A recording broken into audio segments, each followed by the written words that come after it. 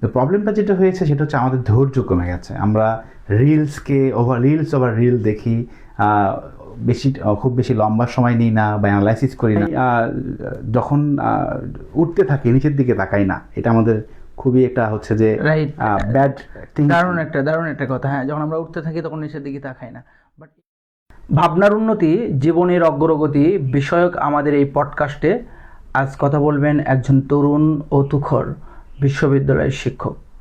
আপনারা জানেন, আমরা এই অনুষ্ঠানের মাধ্যমে দেখানোর চেষ্টা করছি সাধারণের মাঝে অসাধারণত্বকে।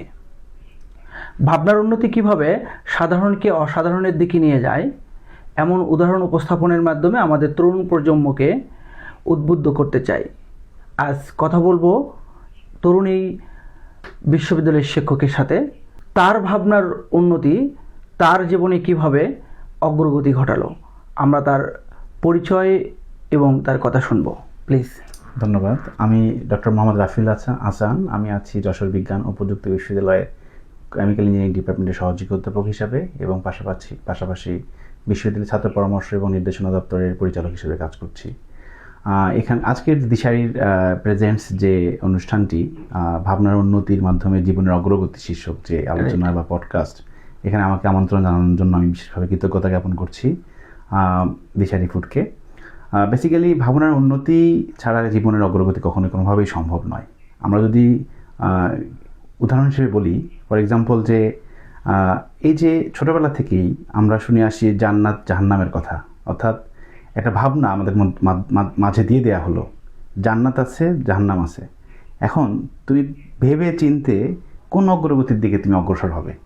ভালো কাজ করলে তুমি জান্নাতে যাবে, খারাপ কাজ করলে জাহান্নামে যাবে। অর্থাৎ কোনো না কোনো মাধ্যমে মেসেজটাকে আসতে হচ্ছে আমাদের পর্যন্ত।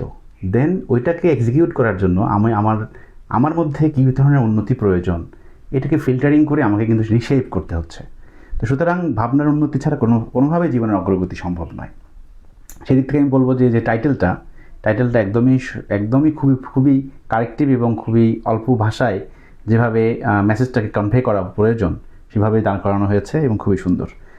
তো আমার জীবনেও অবশ্যই এই ধরনের কিছু না কিছু ভাবনা সময়ে পেয়েছি, যার প্রেক্ষিতে আমি কতটুকু সফল জানি না, বাট অ্যাটলিস্ট কর্মজীবনে নিজেকে প্রবেশ করাতে পেরেছি, নিজের একটা জায়গা তৈরি করতে পারছি। হয়তোবা সমাজের জন্য কিছু এখনও করতে পারিনি, হয়তোবা সামনের দিনগুলোতে করার সুযোগ আসবে, তো দিন এখনও শেষ হয়নি। যাই হোক, তো আমার জীবনের যদি কিছু মেসেজ আমি বলি যে কিভাবে আমার এই পরিবর্তন বা ভাবনাগুলো পরিবর্তন করার সুযোগ পেলাম।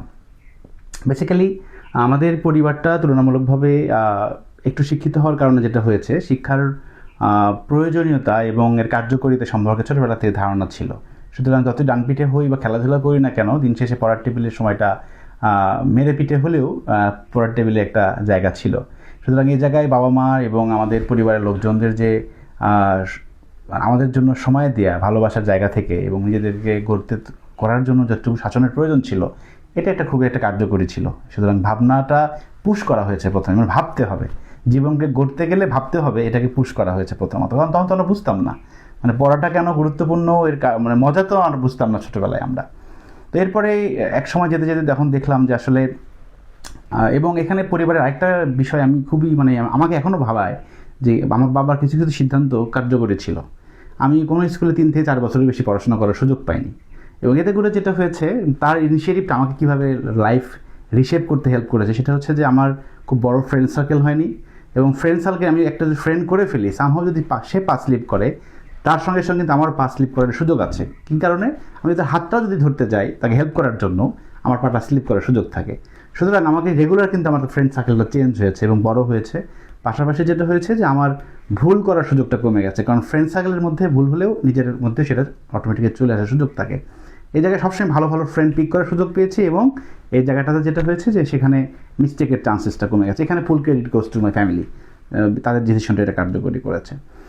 এরপরে আরেকটা যেটা বিষয় কাজ করেছে সেটা হচ্ছে, যখন আমার স্কুল চেঞ্জ হয়েছে বা কলেজ তো চেঞ্জ হয়নি, স্কুলগুলো চেঞ্জ হয়েছে, ফ্রেন্ড সার্কেল চেঞ্জ হয়েছে, এবং সেখান থেকে যারা বিভিন্ন সময় বিভিন্ন জায়গায় যাচ্ছে, অ্যালামনাই যেটাকে বলে, তাদের যে বিভিন্ন প্রোগ্রামগুলো দেখতাম বা সেখান থেকে তারা আসতো, তখন এই পরিচিতি হচ্ছে যে না, পড়াশোনা করে নিজেকে কোথায় নেওয়া যায়, পড়াশোনার মাধ্যমে কোথায় নিজেকে দেখা যায়, এই বিষয়গুলোকে আমরা ধারণা করা শুরু করি এবং শিখি।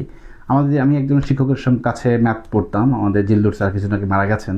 স্যারের 2টা ছেলে ছিল, এখনও আছেন বেঁচে অবশ্য। তারা একজন কুয়েটে পড়তো, একজন চুয়েটে পড়তো। এখন একজন বাংলাদেশ ব্যাংকে সম্ভবত ডিডি হবেন, আর একজন ইউএসএতে টেক্সাস ইউনিভার্সিটিতে আছেন। তো যখন তার কাছে ম্যাথ পড়তে যেতাম, ভাইরা তো বিভিন্ন ছুটিতে আসতো, তখন ইউনিভার্সিটিতে পড়া এই বিষয়গুলো আমরা ভাবতে শিখলাম। তো এই যে বিভিন্ন সময় যে স্কোপগুলো আল্লাহ তৈরি করেছে, সুযোগগুলো, এবং সেই সুযোগগুলোকে অ্যাকসেপ্ট করে সেই অনুযায়ী অ্যাক্ট করার যে প্রেক্ষাপট তৈরি হয়েছে, এবং আমরা সেটাকে নিতে পেরেছি হয়তো বা কিছুটা, যার প্রেক্ষিতে আমি হয়তো একটা ইউনিভার্সিটি পড়তে পেরেছি। যখন ইউনিভার্সিটির পড়ার সময় আসলো বা ভর্তি পরীক্ষার সময় আসলো, তখন ওই যে বললাম আমাদের পরিবারের কাজিনরা যেহেতু শিক্ষার মধ্যেই ছিল, তাদের ভুলভ্রান্তিগুলো যেগুলো ছিল যে সব জায়গায় অ্যাপ্লাই করতে হবে ইউনিভার্সিটিগুলোতে, কারণ কখন কোথায় স্লিপ করে ফেলে। আমরা অনেক সময় নতুন ইউনিভার্সিটির জন্য অ্যাপ্লাই করতে চাই না, যে না নতুন ইউনিভার্সিটি অ্যাপ্লাই করবো কেন, নতুন ইউনিভার্সিটিগুলোতে অ্যাপ্লাই করবো। এই একটা মেসেজ ছিল, ভাবালো আমাকে যে না, ছোট বড় নতুন পুরাতন সকল ইউনিভার্সিটি অ্যাপ্লাই করতে হবে। এই একটা মেসেজ, সেই মেসেজ অনুযায়ী অ্যাক্ট করলাম। করার পরে আমি রুয়েটও চান্স পেয়েছিলাম, বাট আমি জাস্টে ভর্তি হলাম। রুয়েটের সাবজেক্ট এবং এখানে অ্যানালাইসিস করলাম আমি যে আমি ফিউচারে কোথায় দেখতে চাই। সেখানে ভাবলাম যে আমার রুয়েটে যদি আমি অ্যাডমিশন নেই, এখানে হয়তো আমার শিক্ষকতা পেশায় যাওয়ার চান্সেসটা ন্যারো হবে, কারণ একটা establish university, department already existing শিক্ষক নাম্বার অনেক বেশি আছে। সুতরাং যতই ভালো করি না কেন, এখানে অ্যাজ এ টিচার এন্ট্রি পাওয়ার চান্সেসটা অনেক কম। ইন দ্যাট রিগার্ডস আমি জাস্টকেই নিলাম এবং আমি কেমিক্যাল ইঞ্জিনিয়ারিং ডিপার্টমেন্টে ভর্তি হলাম। আলহামদুলিল্লাহ ভালো রেজাল্ট করেছি। এবং ভর্তি হওয়ার পরে এখানে আরও একটা মেসেজ ছিল, মানে বিভিন্ন সময় আসলে ভাবনার পরিবর্তনের জন্য বিভিন্ন মানুষকে আল্লাহ তাআলাই হয়তো পাঠিয়েছেন মেসেজ কনভেয়ার হিসেবে। আমার খালামণি আমাকে ভর্তি করাতে গেলেন আমার সঙ্গে, আমার ছোটো খালা। তো ভর্তি করানোর সময় উনি আমাকে একটা কথাই বললেন যে দেখো বাবা, তুমি এখন ইউনিভার্সিটিতে ভর্তি হচ্ছ, তো এখানে নানান ধরনের ফ্রেন্ড পাবা, নানান ধরনের ফ্রেন্ডে নানান ধরনের এনভায়রনমেন্ট থেকে আসবে। তাদের সঙ্গে তাল মিলাতে যে নিজেকে কখনো খামখেয়ালি করে ফেলো না।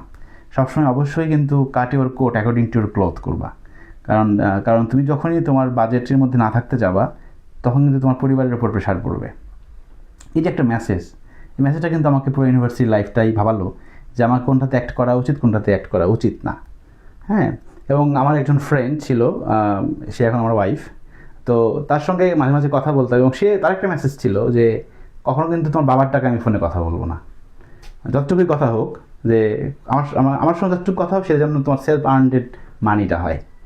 তো এই যে আমার একটা জিনিস ক্লিক করলো যে না, তাহলে তো এই কথাটা ঠিক, যে আমি যেটা আমার জন্য মানে আমার কমিউনিকেশনের জন্য বা আমার সার্কেলের জন্য বেয়ার করবো, এখান থেকে থিঙ্কিংটা আসলো, এটা আমার সার্কেলের জন্য আমি এক্সপেন্সটা আমি বেয়ার করতে হবে। তো আমি আমার সার্কেল গ্রো করব, সুতরাং সেটার কনভেনিয়েন্সটা আমাকেই বেয়ার করা উচিত। তো এইভাবে নানান সময় নানান ভাবনার প্রেক্ষাপট জীবনে আসবে, এবং সেই ভাবনাগুলোকে যদি আমরা অ্যাকসেপ্ট করতে না পারি এবং সেইগুলোকে যদি আমরা অ্যাক্ট করতে না পারি, আমাদের জীবনের সঙ্গে সংযুক্ত করতে না পারি, তাহলে আসলে জীবনের মতো চলে যাবে, কিন্তু সাফল্যমণ্ডিত হয়তো বা হবে না। আমি বলছি না যে আমি সফল, বাট অ্যাটলিস্ট জীবনের মন্থরতা আসেনি, একটা কন্টিনিউয়াস স্পিডে চলছে। সফলতার জিনিসটা আসলে নিজে কখনো ব্যাখ্যা করা যায় না, এটা সমাজ ব্যাখ্যা করবে, রাষ্ট্র ব্যাখ্যা করবে কাকে সফল কে ব্যর্থ। কিন্তু অ্যাটলিস্ট এটুকু বলতে পারি যে বিভিন্ন সময় যে মেসেজগুলো পেয়েছি, সেই মেসেজগুলোকে অ্যাকসেপ্ট করার চেষ্টা করেছি এবং সে অনুযায়ী অ্যাক্ট করার চেষ্টা করেছি, এবং তার প্রেক্ষিতে একটা কন্টিনিউয়েশন ছিল। আজকে ইউনিভার্সিটি পড়ার প্রেক্ষাপটে যখন টিচার হলাম, আলহামদুলিল্লাহ টিচার হওয়ার পরে তখনকার তো সার্কুলার থিঙ্কিংটা আসলে চেঞ্জ হয়ে গেল, কারণ তখন উচ্চশিক্ষা গ্রহণ করতে হবে, নিজেকে বাইরের দেশ থেকে শিক্ষা নিয়ে আসার কখনো আসলে ভাবিনি কখনো যে একটা বাইরে কোথাও পড়তে যাবো, আগে কখনো ভাবিনি। কিন্তু কিন্তু সিচুয়েশন আমাকে ভাবতে বাধ্য করলো বা ভাবালো বা ভাবার সুযোগ করে দিল। তার প্রেক্ষিতে আমি বিদেশে এরাসমাস মুন্ডাস স্কলারশিপ নিয়েছি ইউরোপের। ওখানে আমাদের প্রায় 4টা ইউনিভার্সিটি 3টা দেশ মিলিয়ে আমার মাস্টার্সটা কমপ্লিট হয়। দেন স্পেন থেকে পিএইচডি করেছি, এবং এখন আমি আবার আমার ইউনিভার্সিটি জয়েন করেছি। বিদেশে থাকার অপার সুযোগ ছিল, থাকিনি, কারণ হচ্ছে দেশ মাতৃকার প্রতি টান ছিল তো অবশ্যই, পাশাপাশি পরিবার পরিজন। এবং একটা বিষয় যেটা ছিল সেটা হচ্ছে যে বিদেশে জীবনে অনেক অর্থকরী আছে, অনেক উন্নতির সুযোগ আছে, কিন্তু যে জিনিসটা নাই সেটা হচ্ছে যে এই জীবনটাই তো শেষ জীবন নয়। এই জীবনটা একটা পরীক্ষার ক্ষেত্র মাত্র, এরপরে যেতে হবে অনন্ত জীবনের পরীক্ষায়। তার জন্য প্রস্তুতি কতটুকু? এই জীবন তো চলেই যাচ্ছে, হাফ ডান তো হয়ে গেছে অলমোস্ট। অ্যাটলিস্ট যদি আমরা চিন্তা করি যে অ্যাটলিস্ট অ্যাভারেজ লাইফ স্প্যানও যদি চিন্তা করি, already half is over. So বাকি হাফের জন্য কতটুকু রিস্ক নেওয়া উচিত। এবং আরেকটা বিষয় হচ্ছে যে পরিবারের আমাদের তো নেক্সট জেনারেশন যদি আল্লাহ তাআলা আমাদেরকে দেন, তাদের জন্য কোন এনভায়রনমেন্টটাতে আমরা রেখে যাব।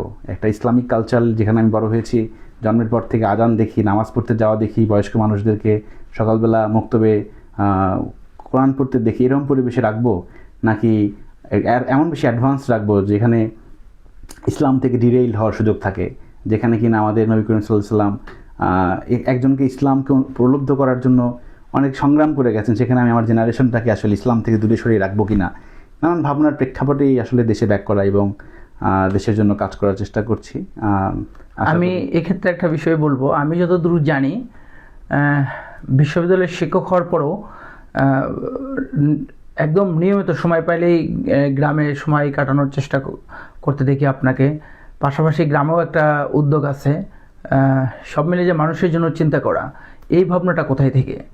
যে অনেকেই কিন্তু আমরা দেখি যে এই জিনিসটা আমাকে খুবই টাচ করে, যে অনেকে যেটা আপনার ক্ষেত্রে টাচ করছে, কিন্তু অনেকের ক্ষেত্রে যেটা দেখে থাকি যে তারা একবার কোনোভাবে এরকম ভালো সুযোগ পাইলে তারা আসলে পেছনের শিকড়কে ভুলে যায়। তারা গ্রাম, নিজের সংস্কৃতি বা এই নিজের যেখানে বড় হয়েছে, যে আলো বাতাসে বড় হয়েছে, সেগুলোকে একদম অলমোস্ট ভুলে যেয়ে তারা তাদের মতন করে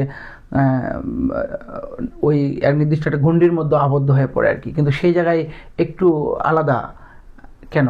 আসলে বিষয়টা হচ্ছে যে আমরা তো জীবনের জন্য যুদ্ধ করতে করতে চলতে মানে কোন জায়গার থেকে ছেড়ে এসেছি সেখানে ব্যাক করতে চাই না। কারণ যেখানে আমরা জব করি দেখা যায় 30 বছর 40 বছর আমাদের ফিক্সড জব, যেহেতু হয়তো ওখানে আমাদের শিকড় ডিপ হতে থাকবে। তো এটাকে ন্যারো করার জন্য যে চেষ্টাটা প্রয়োজন সেটা হচ্ছে যে আমার তো মেইন শিকড় এখানে, তো এই মেইন শিকড় যেন উপরে উঠে না চলে যায়, বা যেমন বন্যায় বৃষ্টিতে ক্ষয়ে ক্ষয়ে ক্ষয়ে ক্ষয়ে শিকড় উঠে যায়, পরে গাছ দুর্বল হয়ে পড়ে যায়। তো এর জন্য এরকম কোনো সুযোগ যেন না পাই, তার প্রেক্ষাপটেই আর কি এলাকাতেও কিছু করার চেষ্টা। এবং যখনই শিকড়টা কোথাও গ্রো করতে থাকবে সেখানে আসা যাওয়া এবং সেখানকার সম্ভাবনা আসলে আর হালকা হওয়ার সুযোগ থাকে না, বরং গাঢ়ই হতে থাকে। এসব ভাবনা থেকেই ভাবলাম যে এই আসলে এই মাটিতে আমাকে ব্যাক আসতে হবে। তা আমরা অনেক সময় যখন উঠতে থাকি নিচের দিকে তাকাই না, এটা আমাদের খুবই একটা হচ্ছে যে ব্যাড থিং। দারুণ একটা কথা। হ্যাঁ, যখন আমরা উঠতে থাকি তখন নিচের দিকে তাকাই না, বাট এটা খুবই জরুরি বোধ হয় আমাদের তাকানো, রাইট? Exactly, thank you. আমরা আসলে আমি আমার দৃষ্টিতে ও দারুণ সফল একজন মানুষ, কারণ এই বয়সে ওর যে অবস্থানটা এবং সামগ্রিকভাবে সেটা আমরা জীবনকে কিভাবে দেখি। জীবন কিন্তু শুধু ব্যক্তি জীবন না, আবার জীবন শুধু পারিবারিক জীবন না, জীবন আসলে অনেক কিছু সামষ্টিক ফল, যেটা ও আসলে বলতে চাচ্ছিল। ব্যক্তিগত, পারিবারিক, সামাজিক এবং রাষ্ট্রীয়ভাবে, এবং আমরা কর্মক্ষেত্রে এবং পরকাল সব মিলে একটা জীবনের যদি একটা সমন্বয় ঘটানো যায়, সাফল্যর মানে সব ধাপগুলোতেই একটা সাফল্য রেখে রেখে যদি এগোনো যায়, তাহলে সেইটা আসলে সফল লাইফ নিঃসন্দেহে। জীবনে তো অনেক চড়াই উত্তরাই থাকবেই, তো সেগুলোর বাইরে গিয়ে আমরা আসলে এইভাবে চিন্তা করতে পারি।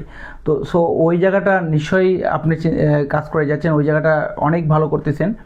তো আমি শুধু এতটুকু এখন বলবো, যারা আমাদের দেখছেন তারা আসলে স্পেশালি ইয়াং জেনারেশন, কারণ আমাদের ইয়াং জেনারেশনের ভিতর দারুণ একটা সম্ভাবনা আছে, কিন্তু আমরা সেই সম্ভাবনা নানান কারণে আমাদের হারিয়ে যাচ্ছে। তা এই যে সামাজিক বিভিন্ন কি বলবো, যে সামাজিক যোগাযোগ মাধ্যম সহ যা বর্তমান যে সামাজিক অবস্থান, তার যে অপদিকগুলো তাদের মধ্যে, সুদিকগুলো ছড়িয়ে না যায়, অপদিকগুলো যেভাবে ছড়িয়ে যাচ্ছে তাদের মধ্যে, তার ফলে যে আমরা পিছিয়ে যাচ্ছি, বা আমার কাছে মনে হচ্ছে সামাও এর মধ্যে অনেকে ভালো করছে। তো আমি চাচ্ছি যে সামগ্রিকভাবে আমাদের এই ইয়াং জেনারেশনকে যদি কোনো পরামর্শ থাকে যে এই ভাবনার জায়গাটা উন্নতি করে নিজের জীবনে অগ্রগতি ঘটাতে হবে, সেক্ষেত্রে কি থাকবে 2-1 মিনিটে? আচ্ছা, এখানে যেটা জিনিসটা আমি বলবো যে আগে যেমনটা ছিল, ইন্টেলেকচুয়াল মানুষের অভাব ছিল এলাকায় বলেন, বা যারা ইন্টেলেকচুয়াল সাপোর্টার নিতে চায় তাদের জন্য, কারণ অ্যাভেলেবল পার্সন ছিল না। কিন্তু বর্তমান টেকনিক্যাল যুগে এসে আমাদের অনেক বেশি আমরা মেসেজ পাই এখন ওভার ফোনে, ওভার ভার্চুয়াল প্ল্যাটফর্মে। তো প্রবলেমটা যেটা হয়েছে সেটা হচ্ছে আমাদের ধৈর্য কমে গেছে। আমরা রিলস ওভার রিল দেখি, খুব বেশি লম্বা সময় নিই না, বা অ্যানালাইসিস করি না, ভালো লাগছে কিনা এন্টারটেইনমেন্ট হিসেবে নেই। এই মেসেজগুলোকে যদি আমরা আসলে শিক্ষণীয় হিসেবে নিতে পারি এবং সময় দিয়ে দিতে পারি, ভাবতে পারি, এবং সেটাকে যদি নিজের মধ্যে ইনফিউজ করতে পারি, তাহলেই সম্ভব আমাদের ইয়াং জেনারেশনেরকে সামনের দিকে নিজেকে রিফর্ম করে রিশেপ করে একজন আধুনিক এবং দেশের জন্য জনসম্পদ হিসেবে গড়ে তোলা এবং পরিবারের জন্য একজন সম্পদ হিসেবে গড়ে তোলা। আর যদি আমরা অ্যাজ ইউজুয়াল এভাবে জাস্ট রিল দেখিয়ে এটাকে কোনো ধরনের শিক্ষামূলক হিসেবে চিন্তা না করি এবং এখানে কি দেখতে হবে কি দেখবো না এই ফিল্টারেশন যদি ক্যাপাবিলিটিটা না গ্রো করে, তাহলে যেটা হবে যে অতিরিক্ত যে কোনো মিষ্টি যেমন খাওয়া যায় না, অতিরিক্ত তথ্য প্রবাহর কারণে আমরা আসলে কোনটা নেব না ফিল্টারেশন করতে পারবো না। যার প্রেক্ষিতে এই ইয়াংরা বিশেষ করে যারা পিক অ্যান্ড চুজের ভিত্তিতে চলে, তাদের এই জায়গাটাতে খুব কেয়ারফুল হওয়া উচিত এবং যেখানে তারা কনফিউজ থাকবে সেখানে আশপাশে যদি কোনো ইন্টেলেকচুয়াল পার্সন থাকে বা ফ্যামিলি মেম্বার্স, তাদের সঙ্গে কাউন্সিলিং করে কোথাও কোনো ডাউট হলে এই জায়গাটা সমাধান করা উচিত। না হলে আসলে তারা মানে ডিরেইল হয়ে যাওয়ার চান্সেসটা খুব বেড়ে যাবে, এটা আমার কাছে যেটা মনে হয়। দারুণ কথা। আসলে এই যে দুটো বিষয় উনি বললেন, একটা হলো ধৈর্য, আর একটা হলো এই যে যিনি জানেন বোঝেন এরকম মানুষ থাকলে তার কাছ থেকে আসলে কোন বিষয়গুলো ভালো কোনগুলো মন্দ এই বিষয়গুলোকে একটা ফিল্টারিং করার করার কি পরামর্শ নেওয়া, রাইট? তো এইটা আসলে অ্যাবসলিউটলি আমাদের সমাজে এই ব্যাপারটাতে ইয়াং জেনারেশনে খুবই অনাগ্রহী আর কি। এবং আমরা একটা বিষয় দেখি যে তারা অলমোস্ট সব মানুষের ভেতরে যে নিজেকেই মনে করে যে আমি তো অনেক জানি আর কি। হ্যাঁ, তো এই জানার বাইরে এসে এই যে ধৈর্য ধরা এবং যারা জানে বোঝে তাদের সাথে কথা বলে নিজের জায়গাটা ঠিক করে নেওয়া, এমনটা আমাদের ইয়াং জেনারেশন করবে বলে আমরা বিশ্বাস করি। কারণ আমাদের ইয়াং জেনারেশনে আমাদের জাতির ভবিষ্যৎ। এরকম অনেক ইয়াং তৈরি হোক ভাবনার পরিবর্তনের মাধ্যমে। স্পেশালি যেটা ও বললো আমিও এটা বিশ্বাস করি যে প্লিজ ধৈর্যের জায়গাটা, আমরা এই যে সামাজিক যোগাযোগ মাধ্যমে আমাদের এই ধৈর্যচ্যুতির ব্যাপারটাও কেন যেন দারুণ ত্বরান্বিত করছে। এই ধৈর্যচ্যুতির ব্যাপার মানে ধৈর্যশীল হতে হবে, আমরা গভীরভাবে চিন্তা করা, ধৈর্য ধারণ করা এবং যারা জানেন বোঝেন ভালো তাদের সাথে কথা বলা, তাদের পরামর্শ নেওয়া, এই ব্যাপারগুলো নিশ্চিত করে আমাদের ইয়াং জেনারেশন সামনে এগিয়ে যাবে, আমাদের দেশকে এগিয়ে নিয়ে যাবে। এই প্রত্যাশা রেখে শেষ করছি। সবাইকে ধন্যবাদ। জনসচেতনতায় দিশারি ফুড, বিশুদ্ধতার প্রতীক।